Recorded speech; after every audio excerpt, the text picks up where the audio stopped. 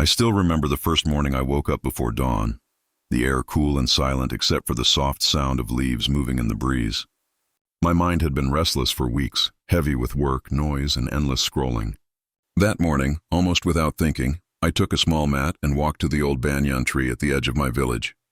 The ground beneath was damp, and the smell of earth was strong and honest. Sitting there, I felt like a child again, lost but curious, waiting for something I could not name. I closed my eyes and listened. At first there was only my breathing and the faint beat of my heart, but then the world around me began to expand. A bird called once, twice. Water dripped from a high branch. Somewhere far away a bell rang. Each sound landed in me like a pebble on still water, making small ripples of calm. For the first time in many days I wasn't thinking about the future or the past. I was simply here. When I opened my eyes, the first light of the sun was touching the horizon. In that soft gold, I saw my own reflection in a dewdrop hanging from a blade of grass, and for a brief moment everything felt connected. The earth, the sky, the breath moving in my chest. A thought rose gently. This is where Zen begins. Not in books or temples, but in the simple act of being awake to life. I had come there searching for relief from stress, but instead I found a doorway to something deeper, a quiet space inside me I had never entered before. As I sat under that tree, I felt as if countless teachers, monks, and wanderers had sat just like this across centuries, breathing, watching the sunrise, listening to their own hearts. I did not know their names, but I could feel their presence. That invisible lineage was like a hand on my shoulder, guiding me. This is the moment my journey into Zen stories and Buddhist wisdom truly began. It is not a dramatic or supernatural moment, yet it was powerful enough to change the rhythm of my life. As you listen to these stories, I invite you to come under that banyan tree with me.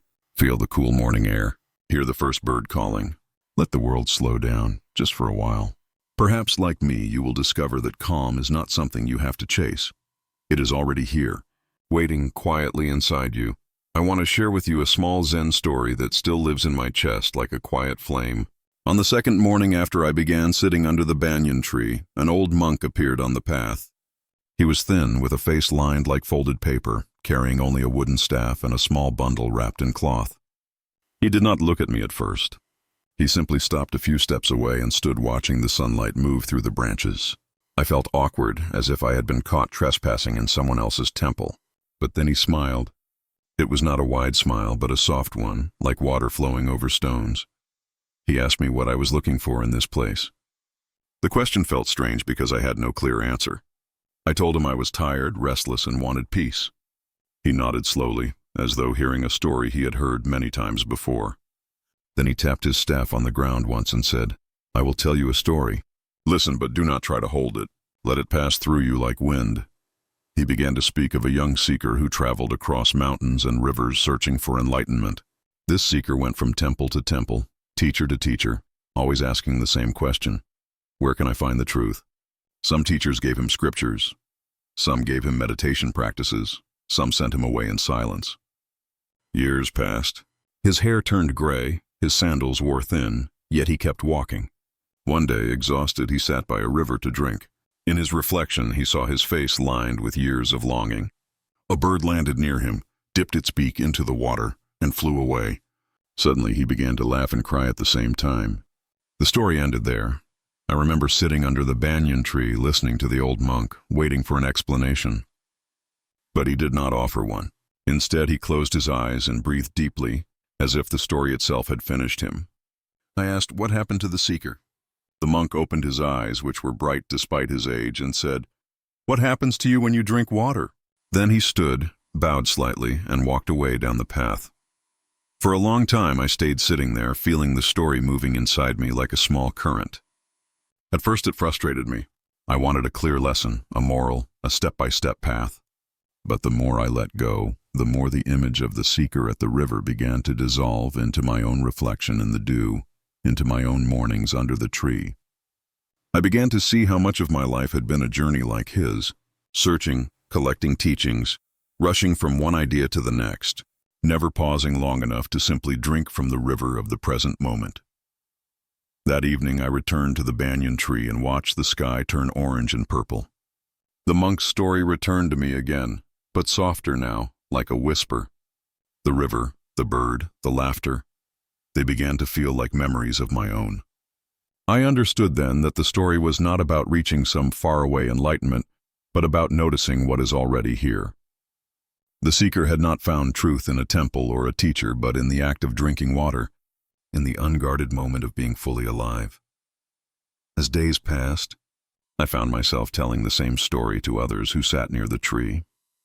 Sometimes they smiled, sometimes they frowned, but always the air grew still when the seeker laughed at the river. It was as if the story carried its own breath, its own teaching, flowing through me without belonging to me. And every time I told it, I felt a little more like the bird dipping its beak into the water, touching the present moment, simple and complete, then flying on. This Zen story became a mirror for my own journey. Through it, I began to see that peace is not a thing to acquire, but a way of noticing, a shift in seeing. The old monk gave me no answers, yet he opened a door wider than any answer could. And in that quiet opening under the banyan tree, my restless mind began to taste the stillness it had been searching for all along. When I sat under the banyan tree after hearing the monk's story, something subtle began to unfold inside me.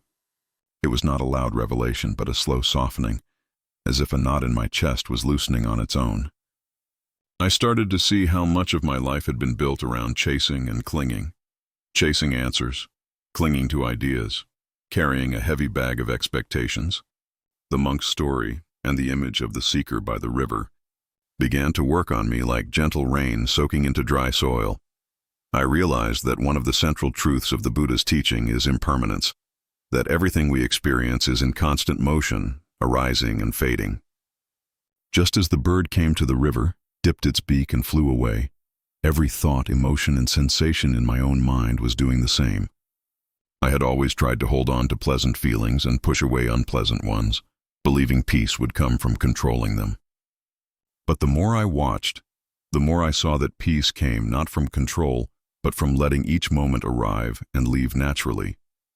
Another teaching that surfaced for me was the nature of craving.